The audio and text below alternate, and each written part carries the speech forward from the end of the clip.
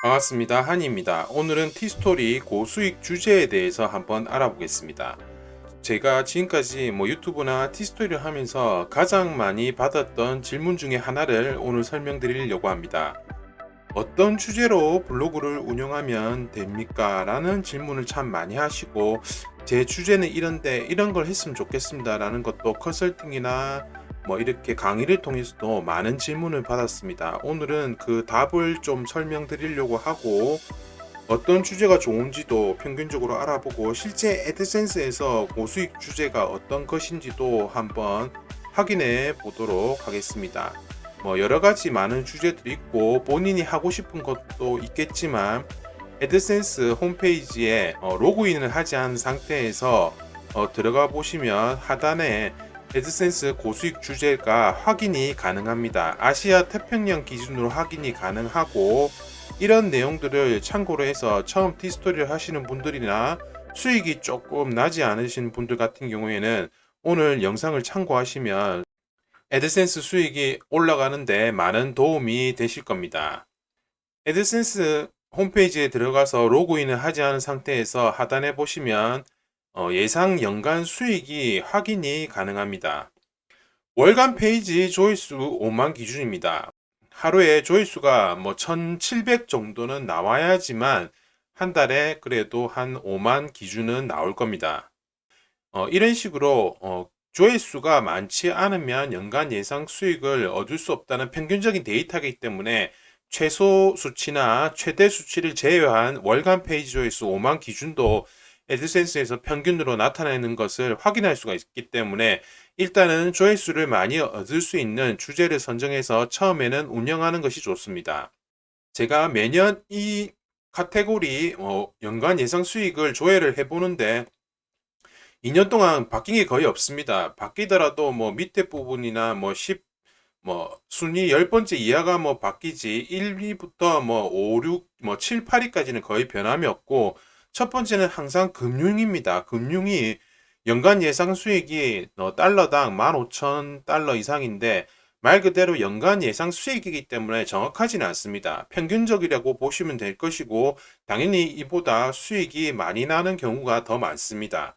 금융 같은 경우에는 뻔하죠. 대출, 금융, 보험, 이런 것인데, 이런 금융 관련 대출이나 이런 걸 물어보시면 이런 키워드를 사용을 하면 티스토리가 저품질 당하는 건 아닌가요? 라는 질문이 거의 10명 중에 9명 이상을 하십니다. 저 같은 경우에는 블로그를 좀 많이 운영을 하고 있는데, 2차 도메인을 운영해서 블로그까지 합친다면 그건 7개가 넘습니다. 그러면 그 7개가 넘는 블로그가 대출 금융 관련 키워드를 사용한 블로그가 3개 이상인데, 이런 대출 키워드를 사용한 블로그가 전부 다 저품질일까요? 아니요, 그렇지 않습니다. 그렇다고 해서 모든 것이 다 저품질이 아니고 다 상시적으로 계속 운영이 되냐? 그렇지도 않고, 3개를 만약에 운영한다고 하면 2개 정도는 다 이미 저품질이 걸렸고, 1개만 꾸준히 운영을 하고 있는 블로그도 있습니다. 이런 식으로 대출 관련, 보험 관련 키워드를 사용하면 저품질이 되는 거는 맞습니다. 하지만 다음에서 저품질이 된다는 것이지, 네이버나 구글에서 저품질이 된다는 것은 아니고, 다음 티스토리에서 저품질이 된다고 하더라도 모든 블로그가 다 저품질이 되는 것은 아닙니다. 자기가 실질적으로 직접 해보고 글을 적어보고 저품질이 당하면 저품질이 당하는 것이고, 그걸 뛰어넘는 방향을 계속적으로 만들어 나가는 것이 금융 카테고리별 키워드 주제를 운영하는 방법입니다.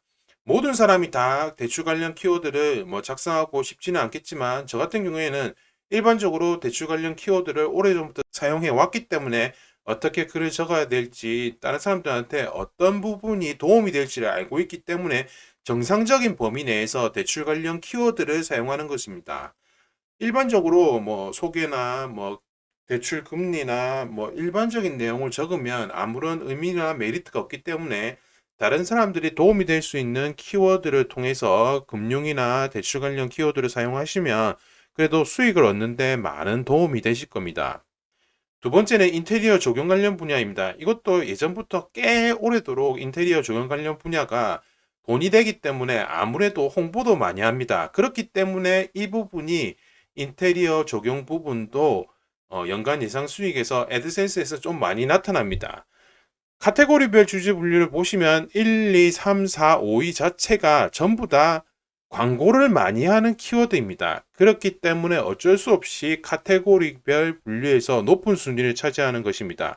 인테리어 관련 분야에는 저도 솔직히 이런 키워드는 쓰지 않습니다.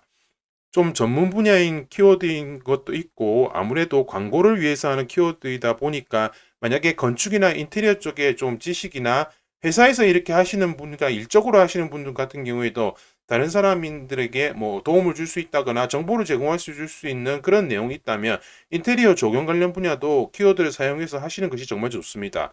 세 번째는 부동산입니다. 정말 많죠. 부동산 관련 분야는. 히스토리보다는 네이버에서 더 많이 이런 키워드를 많이 사용합니다. 공인중개사 분들이나 땅에 대한 부분이나 건물에 대한 부분이나 이런 것도 지식이 있으신 분들은 충분히 사용해 주시는 것도 좋습니다. 저 같은 경우에는 첫 번째 금융 대출 관련 키워드를 많이 사용하지만 두 번째, 세 번째 키워드는 거의 사용하지 않습니다. 네 번째는 건강 관련 키워드입니다.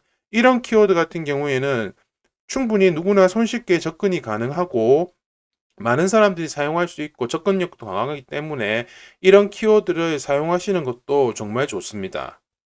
관광 관련 키워드는 챗 GPT를 통해서 뭐 자동 완성 키워드 뭐 이렇게 글자도 바로바로 나타낼 수 있게끔 만들 수 있기 때문에 챗 GPT를 이용해서 해보는 것도 좋습니다. 다섯 번째는 미용 피트니스 키워드입니다.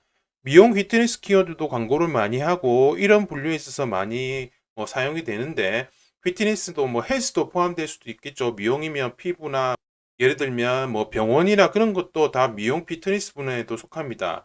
이런 분류에 있어서도 많은 분들이 하고 있으니까 광고성 키워드가 좀 강하긴 하지만 미용이나 피트니스, 헬스 관련된 건강 관련된 분야도 뭐 좀 내용을 아시는 분이 있다면 이런 분류도 연간 수익이 많이 높아집니다. 여섯 번째는 사업, 산업 분류입니다. 비즈니스, 사업, 산업 분류라고 생각하시면 되고 뭐 사업 계획서라든지 뭐 돈을 버는 것이라든지 뭐 산업에 대한 분류라든지 이런 부분으로 생각을 하시면 되겠습니다. 일곱 번째는 쇼핑입니다. 쇼핑 관련 키워드도 참 대세 중에 대세인데 많은 뭐 거의 매년 끊임없이 생성되는 키워드이고 이런 키워드나 쇼핑, 물건 뭐 여러 가지가 있겠죠. 이런 부분도 사용을 하시면 되겠습니다. 여덟 번째는 식음료 키워드입니다. 뭐 먹는 것이죠. 뭐 식당이나 이런 키워드도 될 수 있을 것이고 음식점이나 뭐 소개라든지 그런 분류도 있기 때문에 연간 예상 수익의 여덟 번째로 뭐 이렇게 나와 있고 식음료 관련 키워드도 많이 좀 사용하시면 좋을 것 같습니다. 아홉 번째는 참고 자료입니다. 참고 자료가 조금 애매한데 일반적인 문서나 뭐 이런 참고 자료용으로 뭐 정보성 내용이나 그런 분류를 대분류로 잡아낸 카테고리라고 좀 보시면 되겠습니다. 하위 분류로 많은 내용이 나와 있으니까 그런 부분도 뭐 검색을 하시든 내용을 찾아보셔서 충분히 뭐 내용을 확인하실 수가 있습니다. 열 번째는 인터넷 통신 관련 분야입니다. 인터넷 통신 관련 분야도 뭐 뻔하죠. 인터넷이나 VPN 관련 분야부터 시작해서 컴퓨터 관련 분야도 속할 수가 있습니다.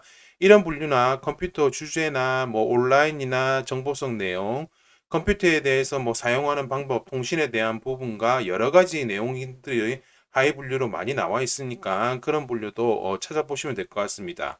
오늘 소개해드린 뭐 애드센스 연간 예상 수익은 월간 페이지 조회수 5만 기준으로 평균을 나타낸 것입니다. 이게 꼭 정답처럼 되는 것은 아니지만 제가 봤을 때 금융, 인테리어, 뭐 조경, 부동산, 건강, 미용, 피트니스 첫 번째부터 다섯 번째까지는 거의 불변이라고 보시면 됩니다. 항상 광고주가 원하는 것이 많고 사업이 번영되는 것이 이런 주제들이기 때문에 이런 분류로 카테고리를 잡으시거나 키워드를 사용해서 하시는 것이 애드센스 수익을 많이 얻을 수 있는 지름길입니다. 오늘 소개해드린 10가지 외에도 많은 주제 분류가 있지만 저도 조금 항상 아쉬웠던 것 중에 하나가 뭐냐면 영화 관련 키워드 그리고 게임 관련 키워드가 애드센스 수익에서는 그렇게 높지가 않습니다.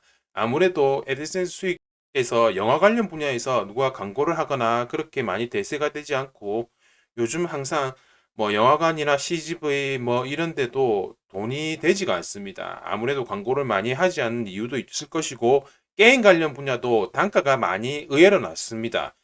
CPA나 CPI를 통한 뭐 이런 게임 관련 키워드나 그런 부분은 좀 단가가 높을 수 있을지 몰라도 순수한 키워드 뭐 이런 단가로 친다면 영화나 게임 관련 분야는 키워드가 높지 않다는 것도 참고를 하시기 바랍니다. 오늘 이렇게 애드센스 연간 수익 10가지 뭐 베스트 10 이런 식으로 말씀을 드렸는데 꼭 무조건 10가지 내에서만 해야지만 돈을 많이 번다. 그렇지는 않습니다.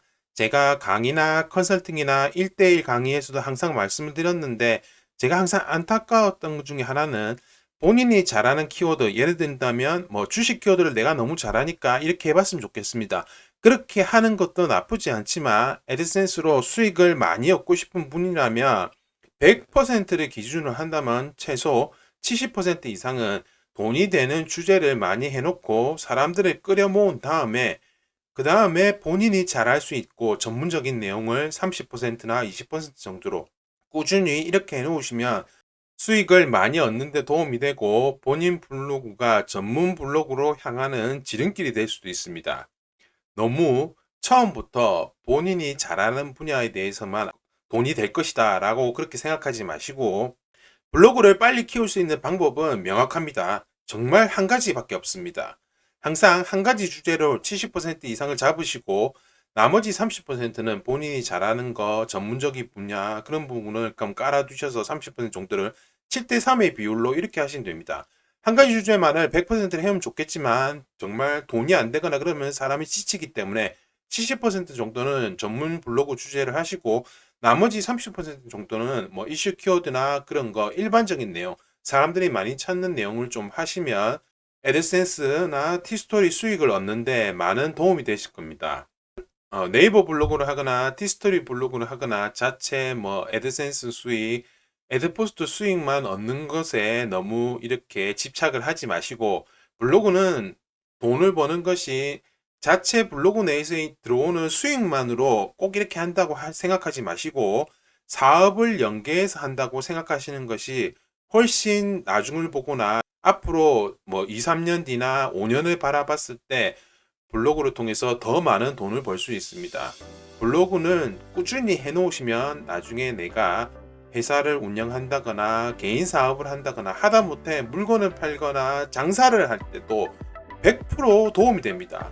광고를 통해서 다른 사람들한테 할 필요 없고 자체 블로그, 자기 블로그를 통해서 홍보를 할 수 있으면 일석이조이고 오히려 더 많은 시너지 효과를 일으킬 수 있는 시발점이 됩니다. 그렇기 때문에 블로그는 정말 황금알을 낳는 거의가 분명합니다. 꼭 잊지 마시고 오늘 말한 카테고리 주제도 한번 생각해 보시고 내가 하고 싶은 주제도 기본적으로 깔아 놓으시면서 이렇게 블로그를 하시면 나중에는 블로그를 통해서 정말 많은 수익을 얻으실 수 있고 정말 빠르게 부자가 되실 겁니다. 다음 시간에는 블로그에 대해서 사업을 확장할 수 있는 내용이나 좀 더 많은 꿀팁들을 제가 조금 더 알려드리도록 하겠습니다. 오늘 제가 준비한 내용은 여기까지입니다. 지금까지 환이었습니다. 구독과 좋아요 부탁드립니다. 감사합니다.